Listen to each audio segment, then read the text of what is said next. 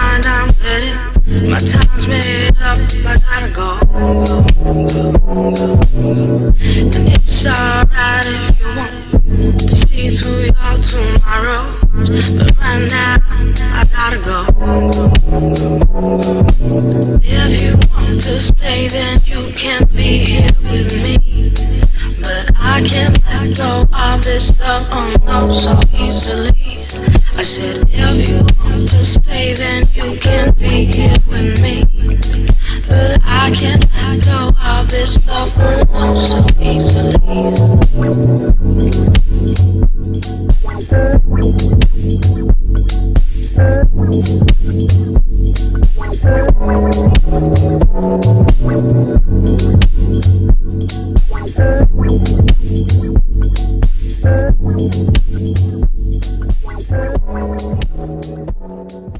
Kia ora, Aotearoa JDM here, and today I'm here with Mac. What are we in today, bro?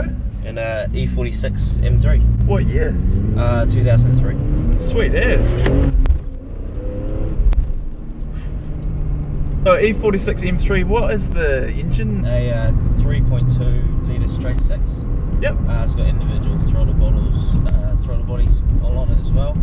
I reckon from factory it's about 340 horse that it should be making from new. As for what it makes now, I'm not sure. Wicked. What sort of mods have you done in terms of like the suspension and wheel department? What have we got going on there?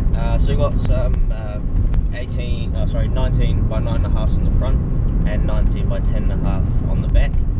It's got full KW variant 2 adjustable suspension, and then I've just tinted the lights, done some angel eyes on the front, just some light stuff like that really. As for the motor, haven't really done anything to that as yet, just a K&N filter.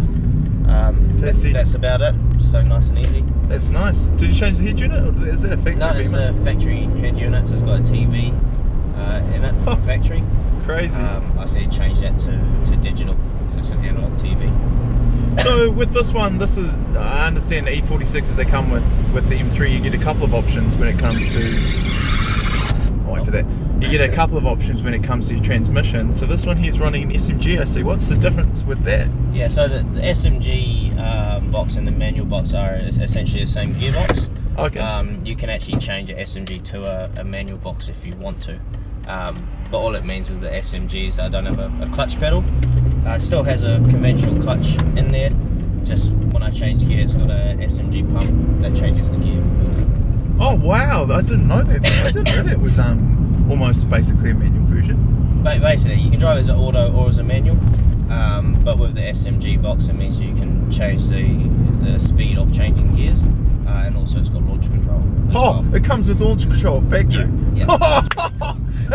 That's so cool. So is it lit up near the 8 and the red? Is that just for a warming up indicator? Yeah, or? so when you're cold, that all changes to let you know how far you can go before changing gears. But also when you got in certain modes, that will change your shift lights. So it'll tell you when to change gears and things like that. 300k speedo. No, it rides nice, eh, bro? The adjustable, sometimes you get some that are too firm. Yeah. This one here's just got the right amount of firm, I reckon. It's not like rock solid, man. I've been in cars where it's just like yeah, same. My old car, I used to have a Zephyro and Skylines and things like that, and Sylvias, and they were quite solid as well. I don't know if it's just the brand of suspension or what it is, but it's quite comfy. Oh, so it's got LVV certification too. Yep. So she's all legal, Mark. Yeah, so get it all certified, or keep it all within the height limits as well. So I think it can probably go a little bit lower legally. I've had it lower before, but you get guard rub on the front. Oh right, so it's like yeah, so I just didn't. Have you rolled the guards at all? No, haven't needed to, which is great. Which is lucky that those wheels can sort of fit in there. But I don't really want to modify it too much. Everything I've done, I've kept all the factory parts as well. So if I ever did need to sell it, I can always put it back to how it used to be, straight from the showroom. Wicked. Euro Nation, how did that all start? And I hear your involvement with it is, wow.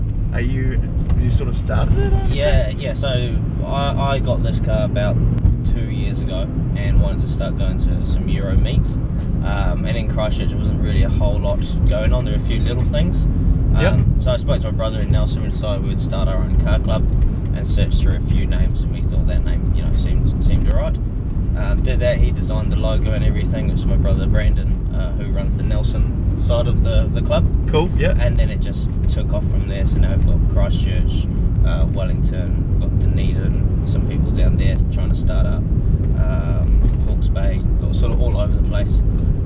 So last year we got I met a Wellington member actually. Oh, so did that's you? Murray, he is. Oh yeah, that's right.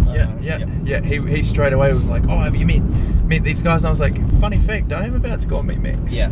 So we're all over the place really, which is great. And last year was our first time. Went to Falls and Roaders in Nelson. So How'd you go? Good. We got best new club. Which is really good. Which we're happy with getting something there. So this year we are going again to the Timaru one. We've sort of changed the standard a bit, so we've gone a bit stricter on what's going to be in this year. Okay. And we've got quite a cool little theme and stuff going on, so that'd be quite good to see on that. Oh, wicked. So can we ask anything about that, or is it sort of under wraps at the moment? Well, basically it's going to showcase the club a bit more and a bit more of the club's diversity. Sorry, bro, this thing's fucking sick. You got me kicking it. It's quite quick, eh? I've had a 318, bro, and it was my favourite one. It's the same shape as this, black interior and everything. And man, it needed this, eh? Like this engine. Sorry, bro, when I get excited, I just start laughing, eh? That's alright. I'm out of control. It wakes it up, man. These chassis are real stiff. Yeah, no, it's really good. Because when you did that, you can actually feel like it hooks up really good. Yeah, it does. And I'm only in the passenger seat. Hopefully we're off with fuel. We'll see how we feel. Hopefully. If not, we'll get a fuel can up to us. Yeah. But yeah, so we're basically going to try and showcase the diversity of the club a bit more. So we've got some flash cars that are going to go in, as well as some old cars as well. Okay, so classics and yeah, show a bit of a difference, that we're not just a club that's only looking at cars that are immaculate and cost so much money and all that. I mean, in the club we've got people as from about 15, 16 up to people that are in their 70s. So a whole range of people come to them, all different cars. We have, Lamborghinis, we have E30 Beamers, and all things in between. So it's just trying to showcase that a bit more this time. And then everyone can see, we're not just about one thing. So you get a nice spread. Exactly, good yeah. spread. And try and make it so it's not a European club that's just full of BMWs as well. Which is normally that happens. A European club might want to enter and all they have is BMWs. So it's a hard thing to get a variation, but we've tried sort of quite hard this time. Imagine with Euros, you'd have a lot of members, but sometimes they just don't make it to any meets. Yeah. or past their driveway. Exactly, yeah. Yeah, it's all broken down. But I mean, the last meet was quite weird. About just under, I think it was 70 or 75 cars at our last meet. Oh wow. Which is really good, which was held at the Groins in Christchurch. It's quite big. Yeah, it was quite big. It was good. We had a live DJ, had a coffee cart, had a gazebo. Wicked! Oh, that sounds so cool. Yeah, it was really good.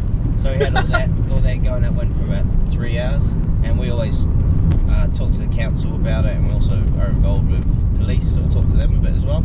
Okay. And let them know